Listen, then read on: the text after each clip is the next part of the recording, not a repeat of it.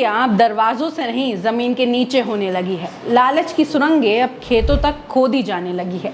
जिस तेल से देश चलता है उसी पर कुछ लोगों की नजरें चोरी से पलने लगी है। नमस्कार, मैं हूं कृतिका और आज की ये खबर सिर्फ तेल चोरी की नहीं बल्कि उस सोच की है जो देश की संपत्ति को अपना माल समझ बैठी है। राजस्थान के टोंक जिले के पचेवर थाना क्षेत्र के लड्डी गांव से एक ऐसा मामला सामने आया जिसने पुलिस ही नहीं बल्कि इंडियन ऑयल के अधिकारियों को भी हैरान कर दिया।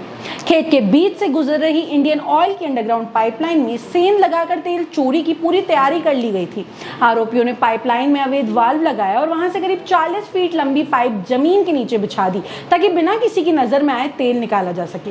हैरानी की बात यह है कि यह छोटी मोटी चोरी नहीं लगती। पाइपलाइन तक पहुंचना, उसमें छेद करना, वाल्व लगाना और फिर पाइप बिछाना, ये सब तकनीकी जानकारी के बिना आसान नहीं है। दरअसल 1 जून को इंडियन ऑयल के इंजीनियर्स ने पाइपलाइन में तेल का प्रेशर कम होने की जानकारी दर्ज की। तकनीकी जांच शुरू हुई और आखिरकार एक खेत में खुदाई के निशान मिले। जब वहां खुदाई करवाई गई तो पूरा खेत सामने आ गया। पाइपलाइन में अवैध कनेक्शन मिला और उससे जुड़ी 40 फीट लंबी छोटी पाइप भी बरामद हुई। सूचना मिलते ही इंडियन ऑयल के वरिष्ठ अधिकारी, मालपुरा के अतिरिक्त पुलिस अधीक्षक और डीएसपी मौके पर पहुंचे।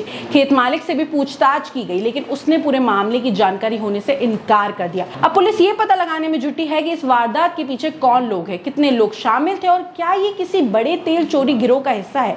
फिलहाल पुलिस और इंडियन ऑयल की टीम तकनीकी जांच के आधार पर आगे की कार्रवाई कर रही है। अब जरा सोचिए, अगर देश की सबसे सुरक्षित माने जाने वाली अंडरग्राउंड पाइपलाइन तक कोई पहुंच सकता है, उसमें छेद कर सकता है और 40 फीट तक पाइप बिछा सकता है, तो सवाल सिर्फ चोरी का नहीं, सवाल सुरक्षा व्यवस्था का भी है। ये सिर्फ सरकारी तेल नहीं, ये देश की संपत्ति है, यानी जनता का टैक्स का पैसा। अगर समय रहते प्रेशर कम होने का पता नहीं चलता तो शायद लाखों लीटर तेल चोरी हो सकता है। ऐसे मामलों में सिर्फ चोरी की गिरफ्तारी काफी नहीं है, ये भी जांच होनी चाहिए कि कहीं अंदर की जानकारी तो बाहर नहीं पहुंच रही थी, क्योंकि बिना सटीक लोकेशन, तकनीकी जानकारी के ऐसा ऑपरेशन करना बेहद मुश्किल माना जाता है। उम्मीद है कि जांच निष्पक्ष होगी और इस पूरे नेटवर्क का खुलासा होगा। अगर आपको लगता है कि देश की संपत्ति से खिलवाड़ करने वालों पर सबसे सख्त कार्रवाई होनी चाहिए तो अपनी राय कमेंट में जरूर बताइए। ऐसे ही फैक्ट बेस्ड खबरों के लिए द खटक को सब्सक्राइब करना ना भूलें। धन्यवाद।